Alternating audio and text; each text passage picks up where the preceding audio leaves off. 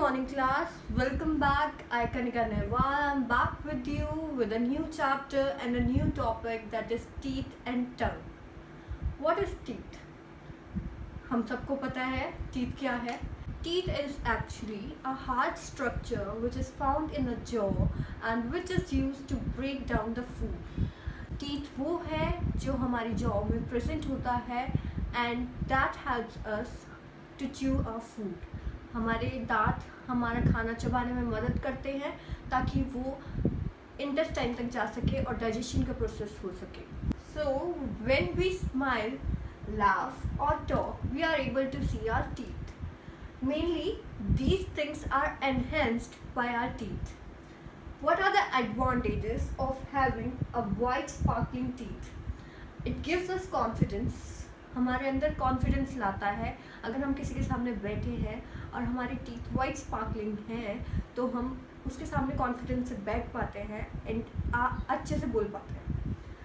It gives shape to our face. ये हमारे face के स्ट्रक्चर को एक बेटर इम्प्रेशन देता है. Helps in chewing of food. That we have already discussed कि टीथ हमारे हेल्प करते हैं च्यू करने के लिए फूड को ताकि वो प्रॉपर डाइजेशन के लिए काम आ सके. So now will discuss the next topic that is teething. How a newborn is brought up to this life with no teeth, and with the age of 20 to 30 we are able to have a pair of 32 teeth. जब एक नया बच्चा इस दुनिया में आ रहा है तो उसके कोई भी दांत नहीं होते, बट जैसे ही 6 to 7 months का वो हो जाता है तो एक या दो दांत आने शुरू हो जाते हैं. 6 to 7 से भी थोड़ा टाइम आगे हो जाता है कई बार, but at that time teeth begin to appear. पर बाय द एज ऑफ 3 उसके 20 टीथ कम से कम आ चुके होते हैं, बट वो टेम्प्रेरी टीथ होते हैं या हम उन्हें बोल सकते हैं मिल्क टीथ, और या फिर हम उनको बोलते हैं दूध के दांत जो टूटते हैं और फिर वो वापस परमानेंट टीथ के टर्म्स में भी बोले जाते हैं.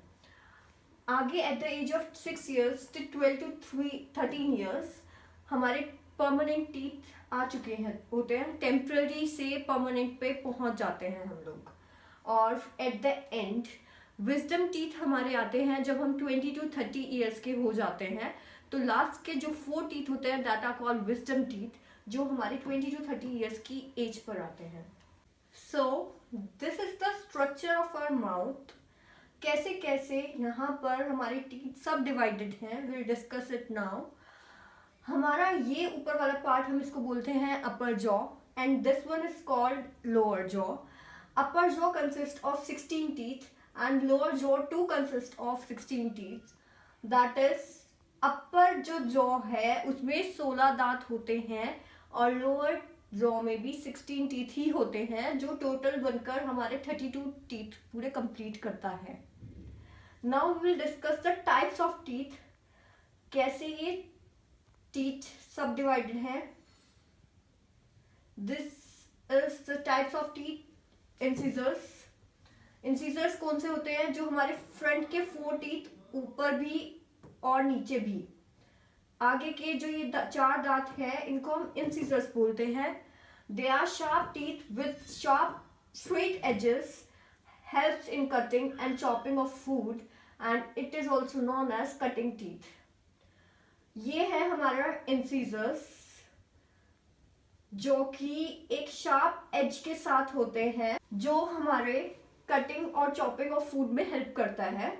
ये हम इसको कटिंग टीथ भी बोलते हैं.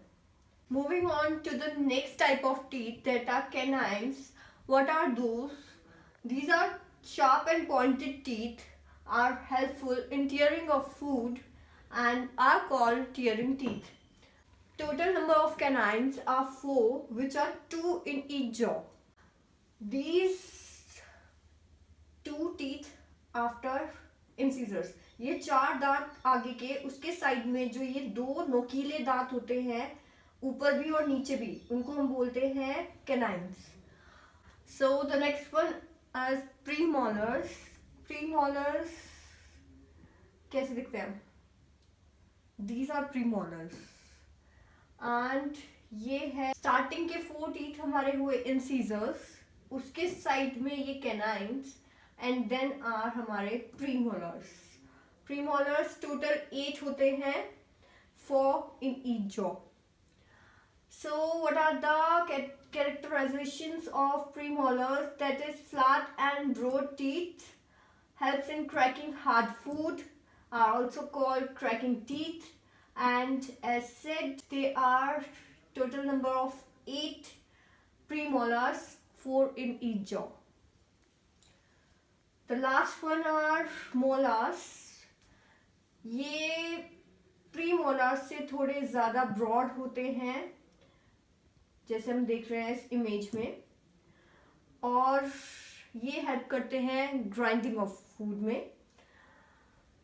अगर हम इस इमेज में देखें तो स्टार्टिंग के 4 incisors, then canines, then premolars, and then are molars. They are 12 in number and 6 in each jaw.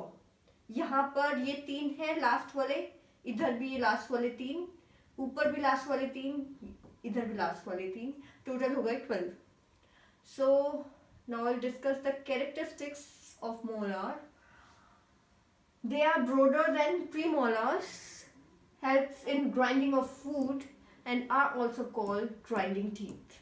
So our next topic is tooth decay. क्या है tooth decay? हमारे दांत में सड़न हो जाती है, हम उसको बोलते हैं tooth decay. It is the break down और destruction of tooth enamel when we eat small bits of food get stuck between our teeth. जब हम खाना खाते हैं तो कई बार हमारे 2 दांत के बीच में जो गैप होता है, उस गैप में खाना फंस जाता है, जिसकी वजह से अगर हम टीथ क्लीन नहीं करते ढंग से तो वो वहीं की वहीं रह जाता है और वो सड़ता रहता है और साथ में हमारे दांत भी सड़ा देता है. तभी बोलते हैं ब्रश योर टीथ ट्वाइस, सुबह भी और शाम को भी. Tooth decay can lead to cavities. These are the holes in the teeth. क्या है कैविटीज? हमारे दांतों में जो ब्लैक कलर के होल्स हो जाते हैं उनको हम बोलते हैं कैविटीज. कैसे हो जाते हैं वो कैविटीज?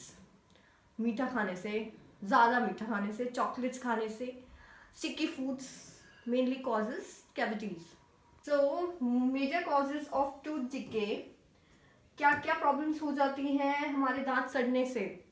टूथ एक, दांत में दर्द हो जाता है. होल्स और कैविटीज इन द टीथ, जो हमने भी डिस्कस किया, हमारे दांतों में कैविटीज हो जाती हैं, कीड़ा लग जाता है दांत में. Foul smell from the teeth.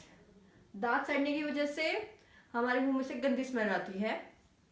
Loss of teeth. अगर हम उसका केयर ना करें, डेंटिस्ट को ना दिखाएं, तो वो धीरे धीरे दांत टूट जाता है.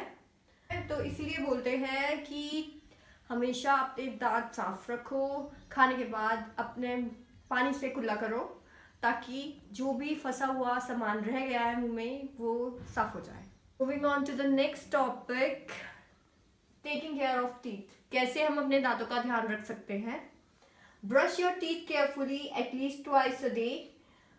कम से कम 2 बार दिन में ब्रश करने चाहिए अपने टीथ को. Brush your teeth gently, move the brush in circular motion.